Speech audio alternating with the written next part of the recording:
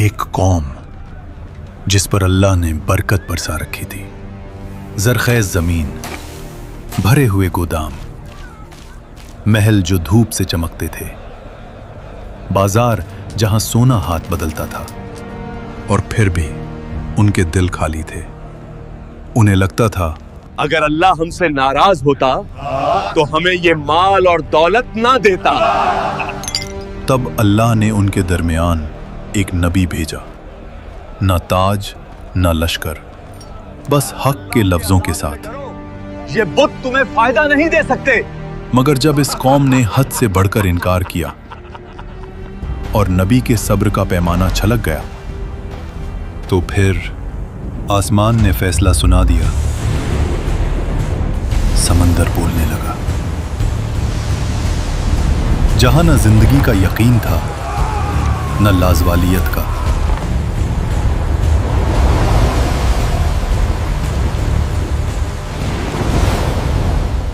और वहीं से शुरू होता है कुरान का सबसे हैरत अंगेज और सबसे उम्मीद भरा वाकया, निन्वे। आज के इराक के इलाके में दजला दरिया के किनारे दुनिया के सबसे पुराने और अमीर शहरों में से एक, ऐसा शहर जहां जमीन सोना उगला करती थी, दरिया से तिजारत चलती थी और लोग अपने आप को अल्लाह के अजाब से महफूज समझने लगे थे। तुम्हें उसका चेहरा देखना चाहिए था जब बकरी मसाले लेकर भाग गई। उसे ज्यादा कीमत वसूल करने की सजा मिली। अल्लाह ने इस कौम को वो नेमतें दी थीं जो बहुत कम कौमों को मिलती हैं, मगर इन्होंने नेमत को मकसद बना लिया और नेमत देने वाले को भूल गए। ये वो कौम थी जो हजरत लूत अलैहिस्सलाम के बाद आई थी और वक्त के साथ फिर से गुरूर, नफ्स और दुनिया में डूब गई। कुरान के मुताबिक ये लोग शिर्क और गुमराही में मुब्तला हो चुके थे। अल्लाह को छोड़कर मखलूक से मदद मांगना, बुतों को ताकत का सरचश्मा समझना और कहना ये हमें अल्लाह के करीब करते हैं। वो बुजुर्ग अल्लाह के बहुत करीब थे। हम उनसे दुआएं इसलिए मांगते हैं कि वो हमारी दुआ अल्लाह तक पहुंचा दें और दुआ का वसीला बने। बिल्कुल सही कह रहे हैं। अल्लाह पाक ने सूरह यूनुस में साफ अल्फाज में बताया है कि और ये अल्लाह के सिवा उन चीज़ों की इबादत करते हैं जो ना उन्हें नुकसान पहुंचा सकती हैं और न फ़ायदा, और कहते हैं ये अल्लाह के यहाँ हमारे सिफारिशी हैं। और सूरह अल-अहकाफ में आया है कि उससे ज़्यादा गुमराह कौन हो सकता है जो अल्लाह के सिवा उसे पुकारे, जो क़ियामत तक उसे जवाब नहीं दे सकता, और वो उनकी दुआ से बिल्कुल बेखबर हैं। और जब लोग जमा किए जाएंगे तो ये उनके दुश्मन बन जाएंगे और उनकी इबादत का इनकार कर देंगे। इसी शहर में अल्लाह अपने नबी को भेजता है, हज़रत यूनुस अलैहिस्सलाम।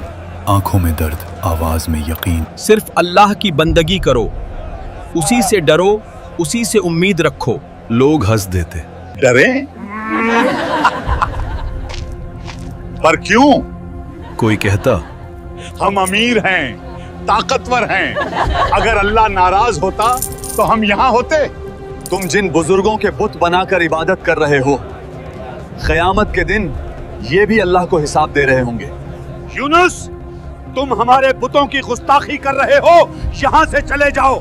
तफसीर इब्ने कसीर के मुताबिक उनके सरबरा न सिर्फ बुतों की इबादत करते थे, बुतों का एक बड़ा कारोबार भी चला रहे थे। इस महीने अब तक 540 सोने के सिक्कों का मुनाफा हो चुका है। अब यूनुस को कैसे बताएं कि अगर ये लोग अल्लाह की इबादत करेंगे तो हमारा मुनाफा कैसे होगा?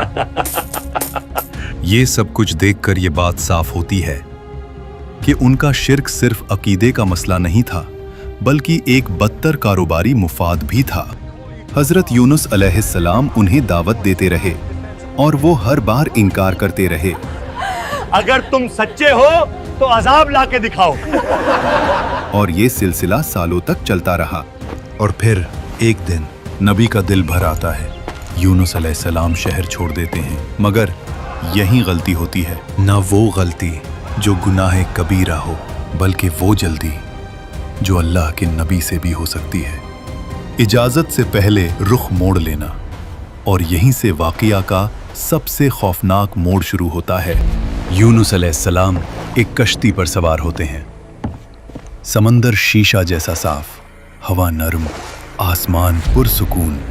लगता है जैसे सब ठीक हो गया हो, लेकिन आसमान का रंग बदलता है, हवा चीखने लगती है, लहरें कश्ती से ऊंची।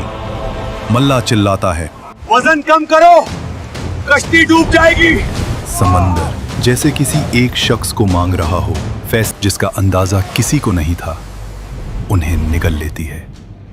वो पूरे जिस्म के साथ अंधेरे में चले गए।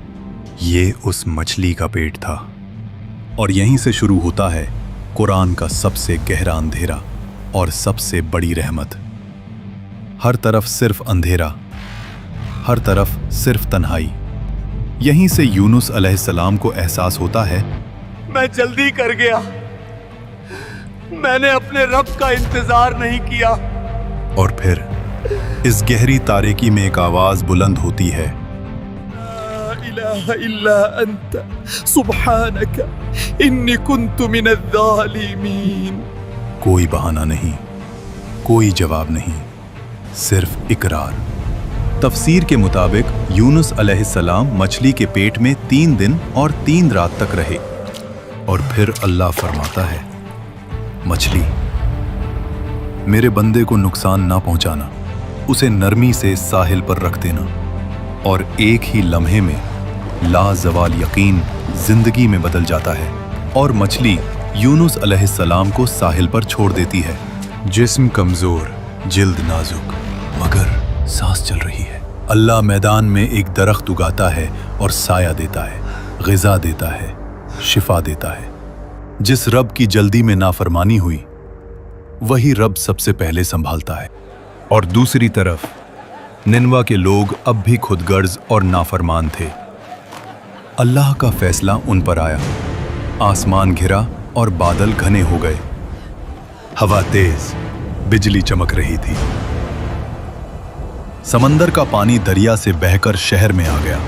उन्हें समझ नहीं आ रहा था कि जो उनके लिए सिर्फ मजाक था, अब वो हकीकत का तूफान बन चुका था। वो सब लोग शहर में जमा हो गए, और हर शख्स, हर औरत, हर बच्चा रो रो कर अल्लाह से माफी मांगने लगा। अल्लाह से माफी मांगो, अल्लाह से माफी मांगो फौरन। या अल्लाह, हमारी ताकत, हमने गुनाह किया। हमारी गुमराही, हमारा जुल्म और फखर, सब के सब हमारी गलती थी।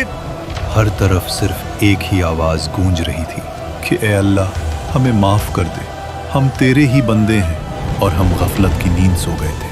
तफसीर में आया है, उस वक्त वो सब रोते रहे और माएँ अपने बच्चों को रोने पर मजबूर करती, ताकि अल्लाह की रहमत नाजिल हो और अजाब टल जाए।